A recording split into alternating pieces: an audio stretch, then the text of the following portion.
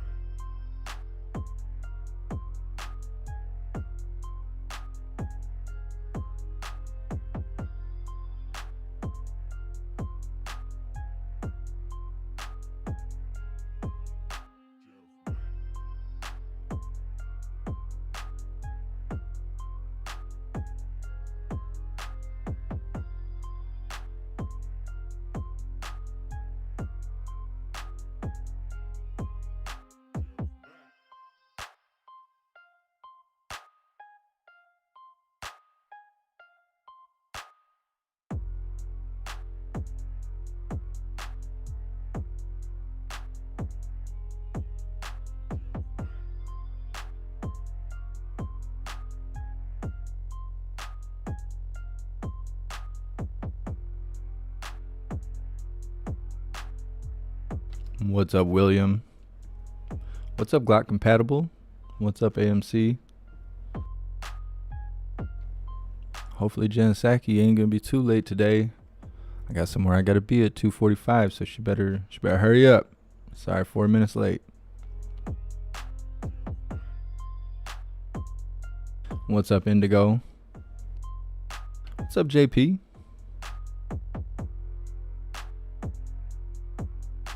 What's up, Adrian?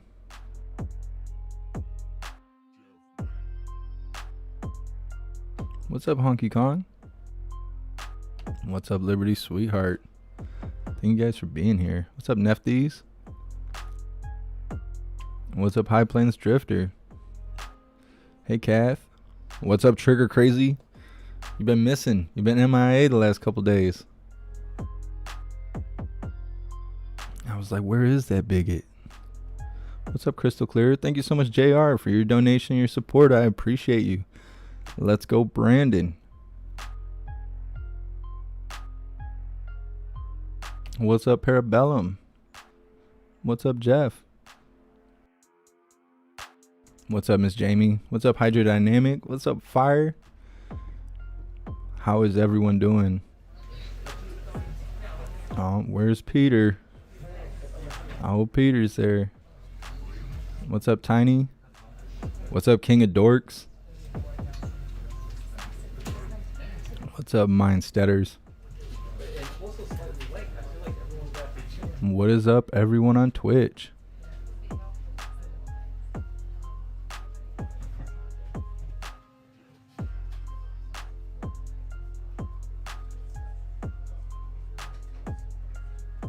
What's up, everyone on Odyssey?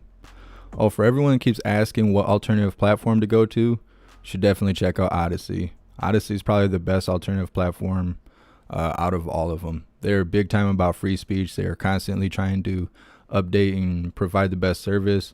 Out of all of them, they care about the live streamers and stuff. So if you haven't yet made an account for alternative platforms, you should definitely join Odyssey. The chat is a lot like Discord. We were going ham for the Trump rally.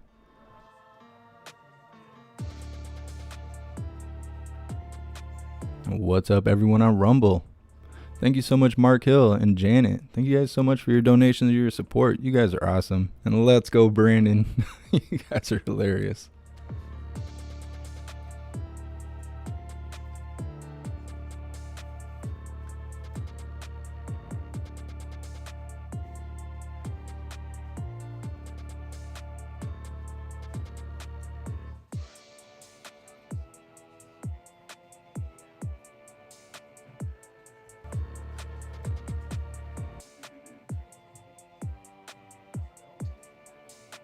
What's up, everyone on Facebook?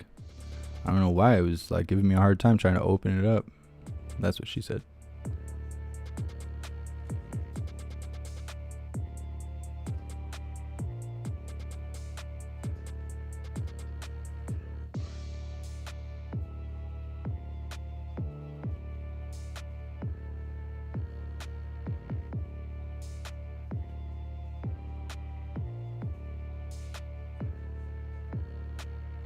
What's up, Pam? Thanks for being here.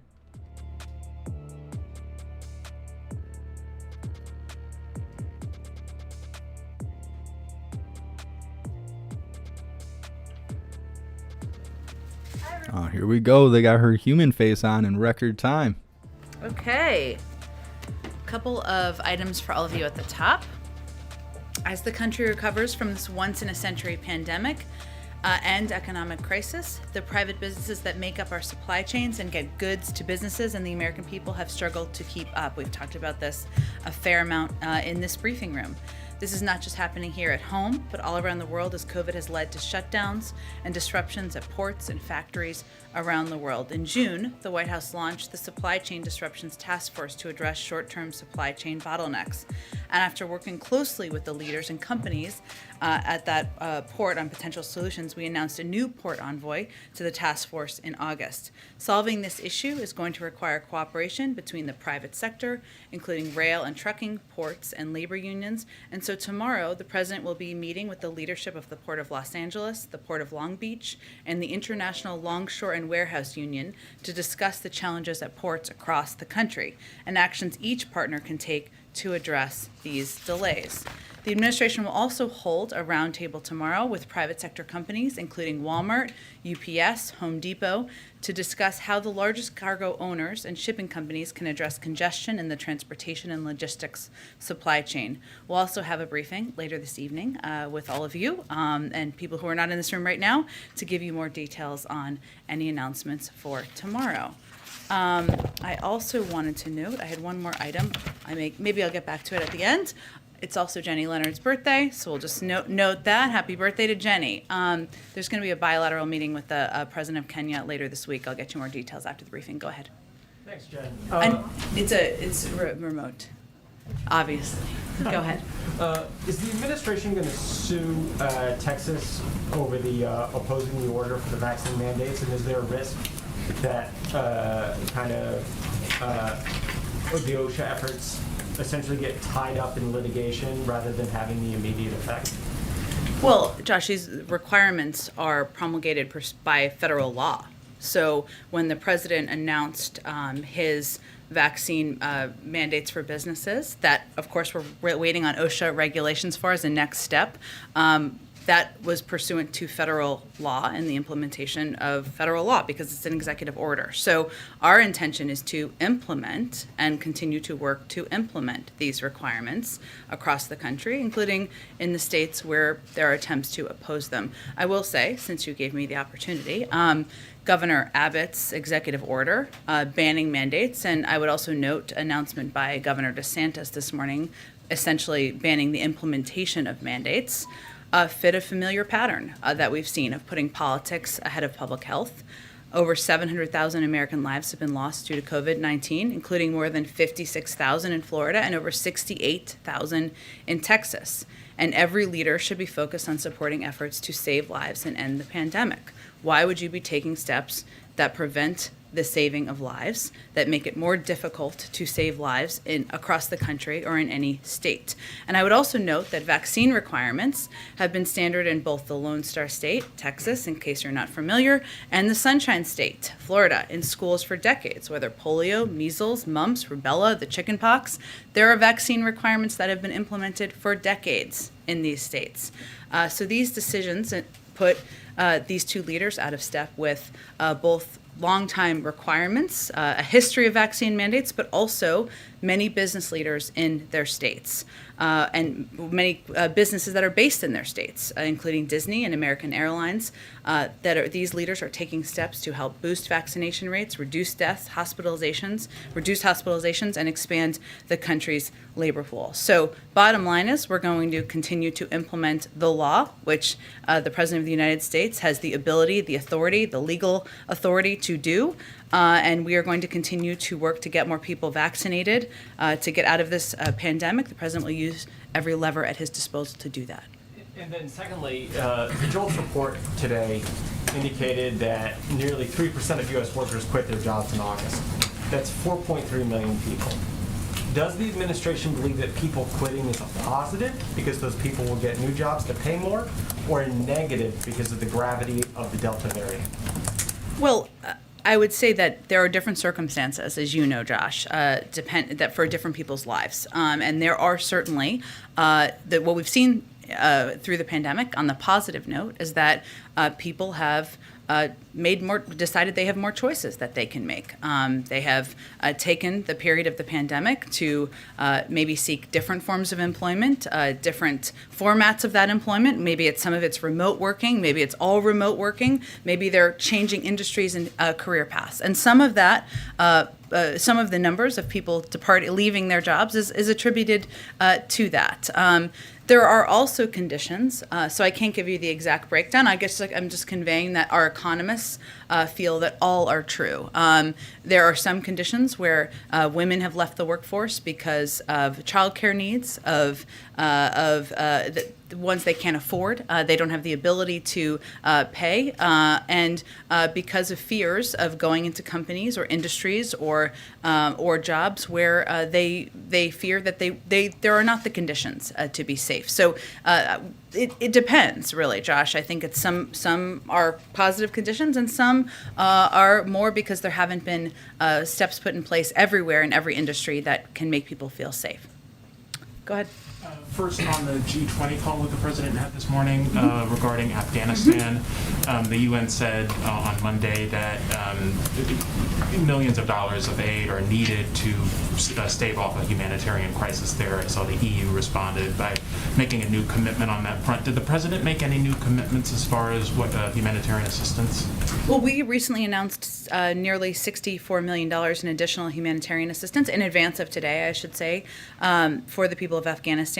The United States is the single largest humanitarian donor in Afghanistan, providing nearly $330 million this year alone, and we will continue to take steps to alleviate the suffering of the Afghan people and call on other donors to step up their contributions to help deliver critical assistance. So the recent $64 million brought us up to $333 and makes us far and away the largest donor. Okay, and any change to the policy about not unfreezing the central bank assets that would be available in Afghanistan? There hasn't been any change to that policy, no. And then one other thing, I was wondering if you had an update on Vienna talks and kind of where that stands. I know that there's conversations today with the Israeli government.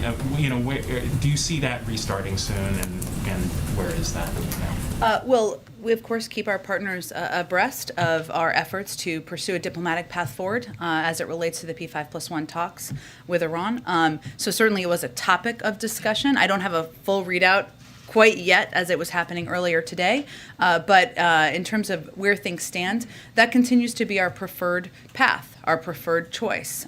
We believe diplomacy should always be the first option. And I think you may have all seen Secretary of State convey this weekend that time is not unlimited, and that remains the case. But we continue to pursue those negotiations. Our team remains prepared to return for another round of discussions, but I don't have an update on when those might occur. Go ahead. In the president's view, where do the talks on the reconciliation package stand right now? Well, as I think you heard Speaker Pelosi convey this morning as well, I mean, the president's view is that we're continuing to make progress. We're having important discussions about what a package that is smaller than $3.5 trillion would look like. Those conversations have to happen with a range of members. Those are happening both at a senior staff level and also with the president over the course of the last several days and weeks. Those will continue. Obviously, we want to get to a point, we are at a point, I should say, where there are choices that need to be made. That's the point we're at now, given there will be fewer dollars that will be spent. But a lot of those conversations are happening behind the scenes at the staff level. And in his view, do Senator Manchin and Senator Sinema need to make a counteroffer of what they want this to look like? It's more of an ongoing conversation than it is a passing back of dramatic paper every couple of days. So there's an ongoing discussion with Senator Sinema, Senator Manchin. There's an ongoing discussion with a range of members of Congress, range of Democrats, I should say, about what this looks like. And again, as Speaker Pelosi alluded to this morning or said this morning, this is really the point where decisions need to be made, choices need to be made. The president's preference is the same as the speaker's preference. He proposed a $3.5 trillion package. He proposed a broad range of initiatives that will lower costs for the American people, whether it's childcare, elder care, college, invest in the climate. And no matter how you cut it, though, his view is we can still do something historic, and that will fundamentally change the economy for the American people. And there are several challenges facing the White House right now, not just getting Democrats united on the president's domestic agenda, but also skyrocketing gas prices, a bad jobs report last week. You've seen several issues, and including the president's poll numbers seem to be reflecting that. So how is he viewing all of these challenges that are facing the White House right now? Well, he, one, has an incredible team that's working on all of these issues at one time. And his view is his responsibilities to continue to forge ahead every day and to work to address the challenges the American people are facing. You didn't mention COVID, but that continues to be on front and center on the minds of the American people. People want to return back to a version of normal. They want to go back to knowing that their kids are safe at school, that they can go to their workplaces, that they don't have to fear for their safety in communities. He understands that. That's what he's working on every single day.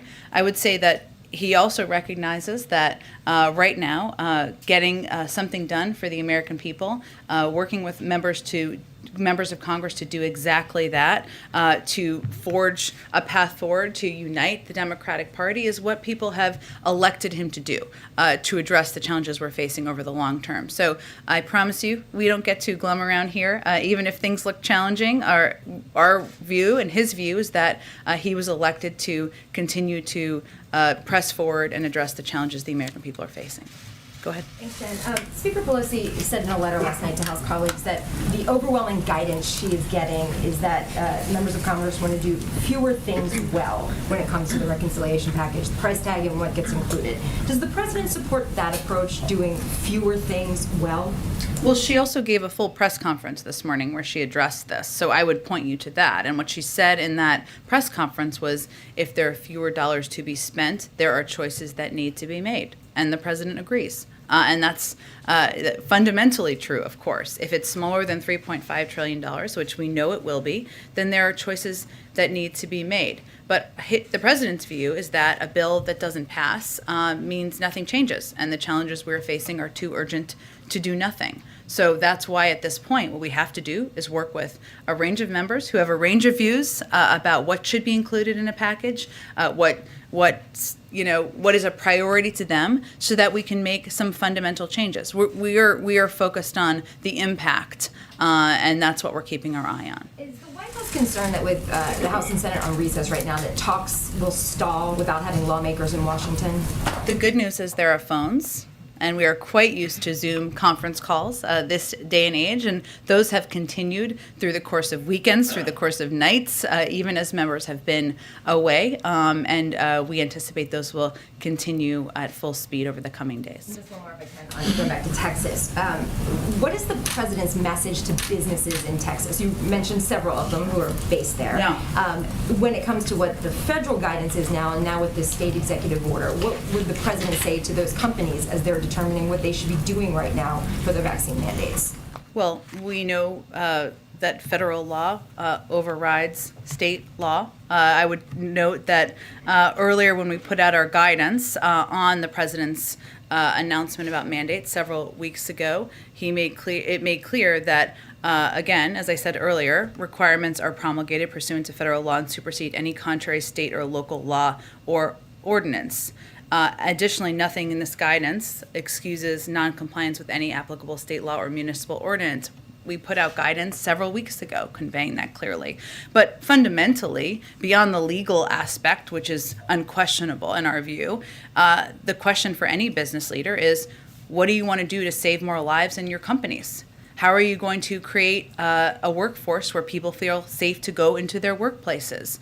What is fundamentally in the interest of your businesses over the long term? And we've seen from economist after economist, and frankly, many business leaders who have already worked to implement mandates, that implementing these mandates creates certainty. It reduces the number of people who are out of work sick and worse.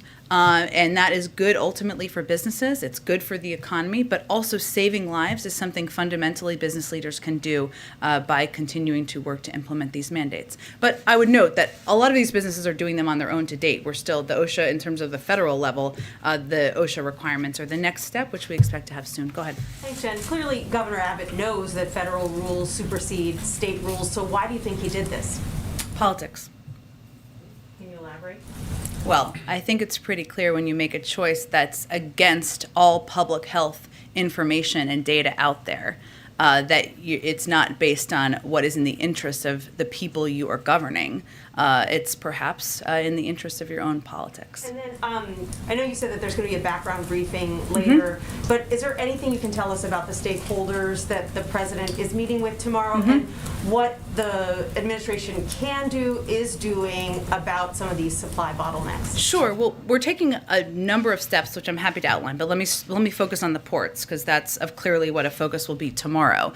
One of the challenges we're having is, as you've all seen and shown on many of your networks and others have reported on, is the delay of goods getting through to our ports, enabling them to get to people in the country. We know that's one of the bottlenecks in the supply chain. Now, the supply chain bottlenecks range industry to industry, but we certainly know addressing those bottlenecks at ports could help address what we see in many industries across the country, and frankly, are leading people who are preparing for holidays, for Christmas, whatever they may celebrate, birthdays, to order goods and get them to people's homes. So that's what he'll focus on tomorrow, is to talk about what we're going to do on ports, something that has been a focus of his for months now, and he's hired people to help address it. Go ahead. Thanks, Jen. I want to follow up on an earlier question. You referenced Speaker Pelosi's press conference this morning. Yeah. It seemed like she somewhat backtracked from her message yesterday about what, sort of path Democrats would need to take if there are fewer dollars. It seemed like she was indicating that fewer programs done well would be the preference, but then this morning said that the first thing to go would be the timeline. So has the president given any sort of a push in either direction on this? This is all part of the discussion, and I will let you convey or ask questions of Speaker Pelosi yourself. She's, as we saw this morning, more than capable of speaking on her own behalf. But what she was conveying is that while it was her preference, the president's preference to have the initial package proposed, what our focus now is on is building a real, tangible package that can become law and is going to make a transformational difference in people's lives. So I understand, and we all know why we're talking here about the size and the cuts, et cetera, but a cut, it's not a cut just because someone once proposed something bigger on paper. It's not a bill or a policy that's going to change lives if nothing is passed. And that's what we're working through. There's a lot of ways to do that, and that's the discussion she's having with her caucus, and the president is, of course, playing a prominent role in. So the president doesn't prefer then one avenue or the other? The president wants to make fundamental change in our economy, and he feels coming out of the pandemic is exactly the time to do that. And if we don't do it now, if we don't address the cost of childcare, to go back to Josh's question earlier, if we don't address the climate crisis, if we don't ensure that universal pre-K is a reality now, we're not going to have the same opportunity to do it for some time. And I want to get to the supply chain issues. Is there any consideration of potentially lifting Trump-era tariffs to give some sort of an immediate relief to this problem? I know that the task force has been talking about long-term solutions, but that's something that some trade representatives and business leaders have suggested could have a real impact right now.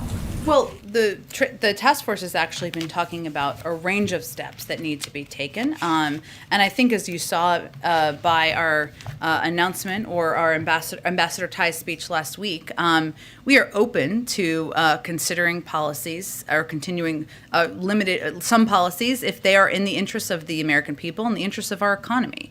But ultimately, what we're seeing is that, and what he'll be talking about tomorrow, is that the ports and the ability to move goods through ports is certainly one of the big bottlenecks. That's what he'll be addressing. Now, there are other issues in the supply chain, including manufacturing and international manufacturing hubs, where the issue there is the number of people who aren't showing up for work or factories that are shut down because of COVID. We are still the world's largest supplier of vaccines, know-how, manufacturing capacity policy to help address that. We've seen different types of supply chain issues as it relates to lumber, as it relates to chips. There are different solutions for different industries, and we're working to address all of them at the same time. There are some people who say that the president should be pressuring unions to loosen work restrictions that are keeping, for instance, truck drivers limited on their hours behind the wheel, or these ports operating at a less than full capacity.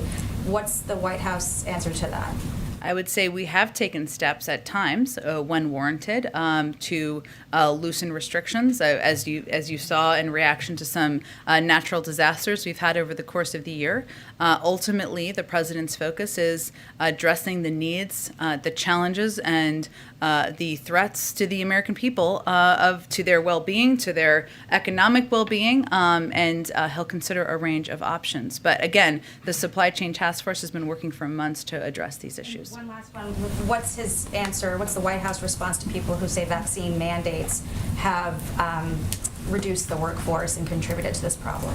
Well, I know world-renowned business, travel, and health expert Senator Ted Cruz has made that point, but I wouldn't say that that is widely acknowledged or echoed by business leaders who have implemented these mandates, by health experts who have conveyed the way to get out of the pandemic is to ensure that we are doing exactly the steps the president has announced and we are working to implement. It doesn't mean this isn't hard and challenging. Of course it is. We're in the middle of a global pandemic. But ultimately, the job of the president of the United States is to lead, is to follow the advice of health experts, is to ensure that he is protecting the lives of people across the country. So I know there was a little hubbub over the course of the last few days about Southwest Airlines. We now know that some of those claims were absolutely false, and actually the issues were completely unrelated to vaccine mandates. But again, what we've seen business to business across the country is this is the way to save lives, create more certainty. It's good for the economy, and it's something we're looking forward to implementing. Given how important the vaccine mandate policy is for the administration, why is it taking so long to get that rulemaking in place? And it seems like a fairly discrete set of issues that, and I know there's an interagency process, but hasn't there been a vacuum left that gets filled by actions by governors or by dissent among union workers or whatever, by not having the clarity of that rulemaking that we were told was coming weeks ago? Well, I think at the time, just last month, we said it was coming in weeks. That remains the case, and when it's out, that will be accurate. But also, there isn't a big historic precedent for this, and we want to get it right. And the team at OSHA, the team at the Department of Labor, wants to get it right, wants to be able to create some clarity for businesses around the country. I would say that requiring and mandating for businesses of 100 people or over vaccines is not a small task. That is a big, bold proposal, idea, and something that we want to implement with as much clarity as we can. We know there will be questions even after these rules are put out. We understand that, but that's why we wanted to take a little bit of time, not too much time, to get it done. Can you describe what's happening behind the scenes? Are there a group of people who are, this is the only thing they're working on each day, or where does this fall in the priorities getting those answers? It's a good question, because I think it's important for people to understand that OSHA, under the Department of Labor, is working on these regulations. This is not something that is being done out of the White House. They are the ones working through this, as they should, and I can't give you any expectation of when that will be finalized. There'll be a public rulemaking. They'll be made public so everybody can see them. There'll be a comment period, as there always are for regulations. The president has a long relationship with labor unions of various types, and in that community, whether they're professional athletes in a labor union or law enforcement, there are some people who are speaking out against the vaccine mandates, and one of the things they're saying is it should be a part of collective bargaining. How does the president view that when it comes to these requirements? Look, as you know, the president is a huge supporter throughout his lifetime in public office for labor unions, the roles they play, for collective bargaining, for the role they play in standing up for workers' rights. I would note, though, we're in the middle of a pandemic here. And what we're trying to do is we're trying to save more lives without delay. Understanding there is a process for rulemaking, as there should be, but we're working to implement these as quickly as we can so that businesses can have certainty, so that workers can have certainty, so that people can return to the workplace who are fearful, so that we can work to return to a period of closer to normal. So he always welcomes the input, the views of labor unions, and certainly has heard their concerns in this regard. But I think it's also important to remember we're in the middle of a pandemic. Go ahead. 2 questions on diplomacy. On the G20 call this morning, it was reported that neither Vladimir Putin nor Xi Jinping were on the call. Was the president disappointed by that, and does he feel it was a fruitful meeting without them? It was a meeting organized by the Italians, so I would certainly point you to them for confirmation of who may or may not have attended. But I would note that it is still fruitful, of course, to have an opportunity, or this is how the president views it, to discuss the efforts to work together on counterterrorism work, including against threats from ISIS-K, to ensure safe passage for those foreign nationals and Afghan partners with documentation seeking to depart Afghanistan. And during this call, the leaders who did attend reaffirmed their collective commitment to provide humanitarian assistance directly to the Afghan people, something that was noted earlier through independent international organizations. And we are committed to working with our partners to do exactly that. So again, it was a call, or it was a meeting organized by the Italians. They can confirm the list of attendees, but the president did see it as an opportunity and a constructive opportunity to discuss counterterrorism efforts and efforts to provide international humanitarian assistance. Victoria Nuland is now in Moscow for meetings with the Russians. What's the White House's assessment of how those talks are proceeding? I'd really point you to the State Department on that, Steve. I would guess that she's having quite constructive, productive meetings on the ground while she's there. I know she's meeting with a range of leaders on the ground, but I don't have more details from here. I point you to the State Department for that. And Joe Donnelly has been picked by the president to be the next ambassador to the Holy See, the Vatican. Why Mr. Donnelly? Mr. Donnelly is someone who has a long record in public service. He's somebody who has, the president feels, will represent the United States and our interests quite well as ambassador to the Holy See, and he's looking forward to his confirmation. And when the president meets with the Pope later this month, what does he hope to discuss with the Pope? I don't have any more details on the trip. I'm sure we'll have some soon. Go ahead. Thank you, Jen. I have a climate question. What is the minimum that the president wants Congress to do or give him before he goes to these important international climate meetings? And if they can't pass Build Back Better by the time he has to go, does going to these meetings empty-handed undermine U.S. leadership on climate? Well, I would say first, I don't have a new deadline to convey from here. What is clear, but what you're asking about, I think, is how the international community will react to what's happening domestically, just to kind of break down the question.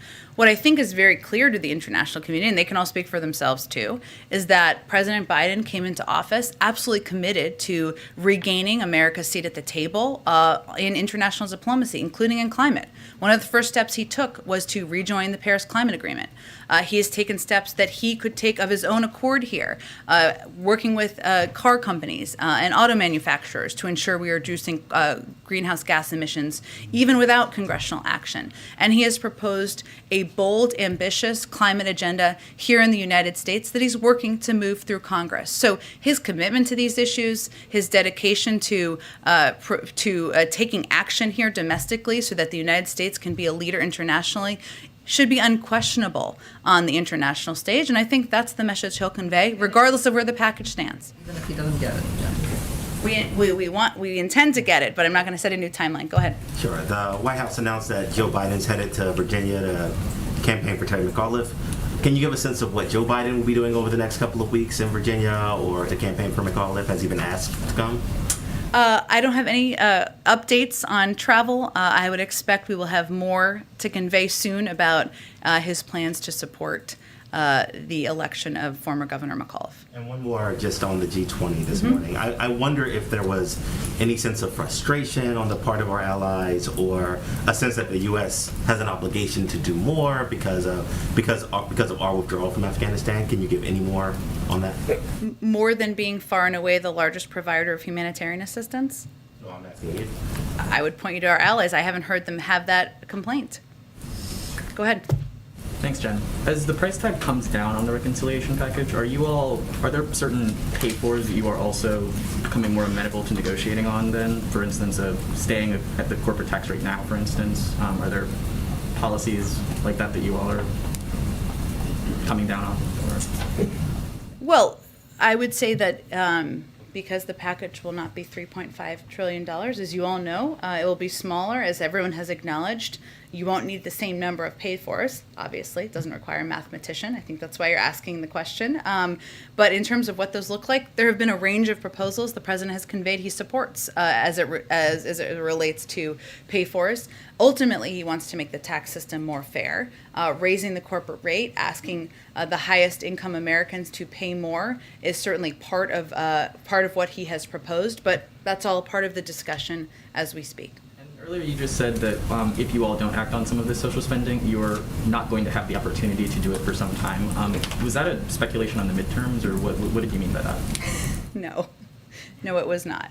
It was conveying that this is a moment coming out of a pandemic to change fundamentally how we invest in our workforce, how we invest in American families, how we think about what our priorities are in the United States. Is our priority making sure that people can afford childcare so that they can join the workforce? Is it or is it not? Is our priority doing more to address the climate crisis? Is it or is it not? And coming out of a pandemic is exactly a moment to do that. It was not a political assessment. It was more about the moment we're coming out of now. Go ahead. Hi. So it's been 6 weeks since the drone strike in Kabul, and the administration said that they would consider giving compensation to the family who lost people. The LA Times reported today that no one has reached out to them. Can you say why? It's really under the purview of the Department of Defense. I would point you to them. I'm happy to check with them too and see if there's an update. Go ahead. Boston Marathon bomber Johar Tsarnaev's case is before the Supreme Court this week, and the Justice Department is seeking to reinstate the death penalty in his case. Does the president support that approach, and if so, how does that square with the current federal death penalty moratorium and his campaign promise to try to outright eliminate the death penalty at the federal level? I don't have anything more on this case. I'm happy to talk to the president and see if there's more we can convey. I'd really point you to the Department of Justice. Go ahead. Is the White House considering any options outside of Congress before December to deal with the debt limit, such as invoking the 14th Amendment? We had, as had been reported, there had been a look at a range of options that had been, and the decision or evaluation had been made that there was not a viable option beyond working through Congress. That has not changed. So that will continue to be our focus. We will work, of course, with Leader Schumer, with Speaker Pelosi about what the path forward looks like. The good news is that last week we saw that we could pass raise the debt limit through regular order. That could happen in a bipartisan manner, something that's happened 80 times prior to last week, but that is what we plan on pursuing. Just a quick follow-up, because Pelosi said today that she thinks a bill that would change the debt ceiling process by giving power to Treasury to lift it has, quote, has merit. So does the administration think that Congress should pursue a bill like that? Well, we have just a couple of weeks left before we need to raise the debt limit. So that's what our focus is on now. There's plenty of time after that to have a discussion about what it looks like moving forward. There's no question that we don't want it to be a political football any more in the future. But right now we're focused on working with Congress to raise the debt limit. Go ahead, Jenny. Thanks. On inflation and the supply chain disruptions that you just mentioned, Federal Reserve official Raphael Bostic said today that inflation may not be transitory and that it's becoming increasingly clear, this is a quote, that the future of this episode that has animated price pressures will not be brief, and by this definition, the forces are not transitory. Does the White House still believe that inflation is a transitory problem? Well, I know the Federal Reserve I understand he's a representative of the Federal Reserve, though, and it is under their purview. But they do have regular updates on predictions of inflation and what it looks like in the coming year. I don't think they have revised that unless you tell me otherwise officially. The OECD has also predicted that it would come down in the next year. But bottom line is our focus is on preventing inflationary pressures from being an issue in the future. And that's why the president is committed to moving forward with his Build Back Better agenda, with his bipartisan infrastructure plan, investments and proposals that outside economists have said will help address this over the long term. And then one more, do you have any updates for us on President Biden's meeting with President Xi of China? I don't have any update at this point. It's just something that we're working through and in discussions about at a staff level. Go ahead. The Minister of Israel showed concern about that to Jack Sullivan, National Security Advisor, that Iran is getting closer and closer to obtain a nuclear weapon. Do you think that President Biden will discuss a military operation on the table if Iran did not follow through with the negotiation with your diplomatic that is taking place in Geneva? Well, our objective continues to be moving forward on a diplomatic path. And there's no question that we're in the position we're in now because the prior administration pulled out of the Iran nuclear deal, taking away that visibility into what their capacity, what their capabilities were. But our focus is on working to see if we can return to another round of talks in Vienna. Beyond that, I'm not going to get into a hypothetical. What is the take, sorry, quick question. What is the take of the White House on the Iraqi election? There's a lot of changes. Some pro-Iran groups are saying that this is not a fair election. So what is the take of the White House? Sure.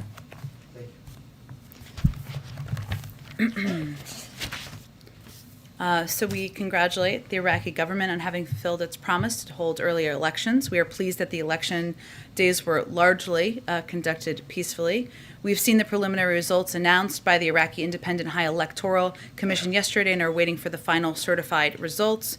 These elections included hundreds of international monitors and observers from the UN and EU, in addition to thousands of domestic observers. We look forward to reviewing their reports. Once the final results are certified, we hope that the new Council of Representative members will form a government that reflects the will of the Iraqi people and which can work to address Iraq's governance, security, and economic challenges. Go ahead. Hi, Jen, can you confirm that U.S. personnel in Colombia have reported anomalous health incidents that's being investigated as Havana syndrome?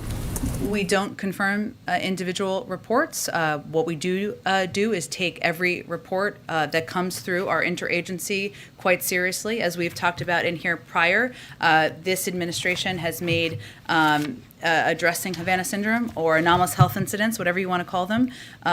We have refocused the efforts on it after they had not been focused on for some time. That includes ensuring that the president signed a law last week ensuring that that assistance, medical assistance, funding for medical assistance was provided to anyone who needed it, that we have a process within key agencies to ensure we're addressing it and making sure people get the assistance they need. But we are still in the attribution phase. That is still being considered, and we don't confirm individual incidents. Follow up on Texas, unrelated issue. Sure. You talked about continuing on with implementation. Should we expect the administration to make legal filings in Texas challenging Governor Abbott's order as the administration moves forward with implementation of the OSHA rule and of the mandate for federal employees? Well, the next step is the regulations coming from OSHA. In terms of legal action, I'd point you to the Department of Justice. I don't have anything to predict on that front. Thank you, Jen. It's been a bit, so I hope to ask you quickly about 3 different subject areas, if that's all right. The first subject area is we at the New York Post reported on Friday that the first son had sold 5 prints of his artworks for $75,000 each, and that a team of lawyers is reviewing the prospective buyers who are going to be allowed into an upcoming New York show. That seems to suggest a departure from the White House brokered agreement where the purchasers would be anonymous. I was hoping you could say if the White House knows who purchased the 5 prints and whether there is indeed a departure to the arrangement that there would be an anonymity here. I know this is your favorite topic, but it still is the purview of the gallerist. We still do not know and will not know who purchases any paintings, and the president remains proud of his son. White House, or... Did you have another question on something else? Otherwise, we're going to move on to some Yes, other I did, I topics. did. Lots going on in the world. Yes, so about Build Back Better and tax policy, I'd like to ask you about proposed tax increases and proposed tighter tax enforcement. President Biden often describes raising taxes on higher incomes as a matter of fairness and enforcing current tax policy as a matter of people paying their fair share. But Republicans in Congress, led by Representative Jim Banks, are pointing to a recent Congressional Research Service report, which they say underscores that President Biden allegedly owes $500,000 in Medicare taxes that he didn't pay by allegedly improperly categorizing $13 million in income routed through S corporations in 2017 and 2018. Tax law expert Robert Willens, who teaches at Columbia University, said, quote, in my view, the case can easily be made, end quote, by the IRS that President Biden owes back taxes under current law. So as he campaigns for... This is a very long question. I think I know where you're getting at. This has been debunked, as you probably know. Also, he's released many, many years of his tax returns, so people can check them out. Okay, go ahead, George. Go ahead. Go ahead. I think we're going to move on to some more topics. Go ahead, George. This is going to be the last question. Challenges, specifically the calendar. There are 50 days between now and December 3rd. I was like, is there a calendar up here? Okay. I was surprised. I was like thrilled to hear it, but go ahead. In your head. There are 50 days between now and December 3rd. You lose a week to foreign travel. Yeah. You lose a week to Thanksgiving. That's not a lot of time for, funding government, raising the debt limit, and your two bills. Can you talk for a second about the time pressure and the calendar challenge of getting this done? Sure. Well, George, I think it's going to be quite a busy week after Thanksgiving. So everybody get ready, get your rest during that period of time. Look, I think Congress can get things done quickly and rapidly. Often they do it under time pressure. We certainly understand that. You are right that time is not unlimited, and we want to move not just, of course, keeping the government open and funding the government as we should, but also raising the debt limit and also getting the president's agenda moved forward and across the finish line. And so that is going to require a lot between now and the end of the year. We recognize the challenge of timing. That's why there's so much work happening behind the scenes. Even when Congress isn't in session, there's calls, there's video conferences, and we're constantly working here to move all of these parts of the agenda forward. There are some things that could happen quickly. Congress could just vote to raise the debt limit, an up or down vote would just be really quick. That's possible. Same on funding the government. All of that can happen. And then we can move forward on key components of the president's agenda that will fundamentally change the economy and make the lives of so many people in this country better. Yamiche. All right, everyone. I actually was supposed to leave the house 5 minutes ago. I have somewhere I have to be. I'm sorry I have to cut it short. But I want to make sure that we get the Pledge of Allegiance in. So just give me a second.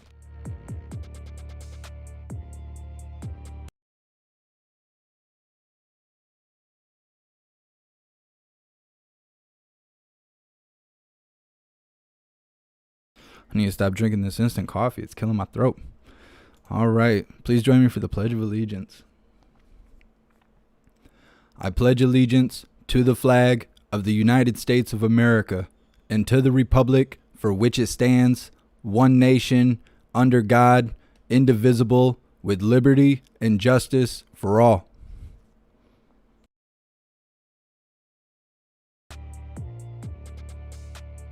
All right. Thank you guys so much for being here. I appreciate all of you. I'm sorry that I got to cut it short. If Jen Psaki would show up on time, we wouldn't have to do that. But it was really long-winded because they didn't work yesterday because it was a federal holiday. So it is what it is. But I appreciate all of you being here. If you're new, please subscribe or follow on whatever platform you are currently watching right now in order to stay connected and also help my channel grow on that platform to potentially bring in new viewers to see what's happening around them.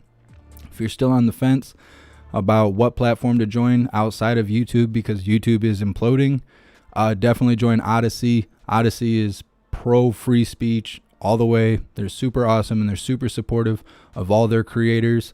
So if you haven't joined an alternative platform yet, definitely join Odyssey.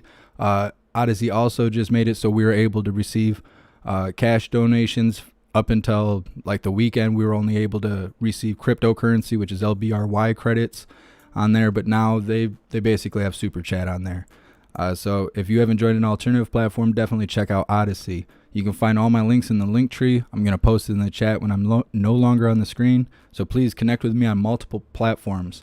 With that being said, please join the Discord. The Discord is a free app that you download. You come to any of my lives, even if we're not live anymore. Find my link tree, find the Discord link, follow the few simple steps. You'll be greeted with an automated message letting you know that you've done all you need to do in order to receive notifications for when and where we go live. The Discord is awesome. It's kind of like a group chat.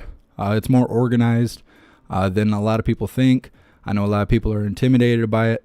I am really trying to come up with a video to show people how to get into it because doing it on a computer is very similar to how you would do it on your phone. We have a lot of new hooligans in there, and all of them are pretty grateful to be there. So please consider joining the Discord. It is worthwhile. Besides the notifications and the great conversation, we also have news coming in from all around the world, 24 hours a day, more news than you can read. So please join the Discord. Big shout out to everyone that made donations, joined the membership program, or purchased any merch. I really appreciate all of you. You guys are really what's keeping this going, and I would not be able to do this without you. So thank you guys so much for all your support. I have to get out of here. I'm almost 10 minutes late, and I still got to put pants on. Okay, so thank you guys for being here. I appreciate all of you. I don't know what else is happening today. Hopefully I'll see you guys later. So until the next live, stand tall, shine bright, and that's a wrap.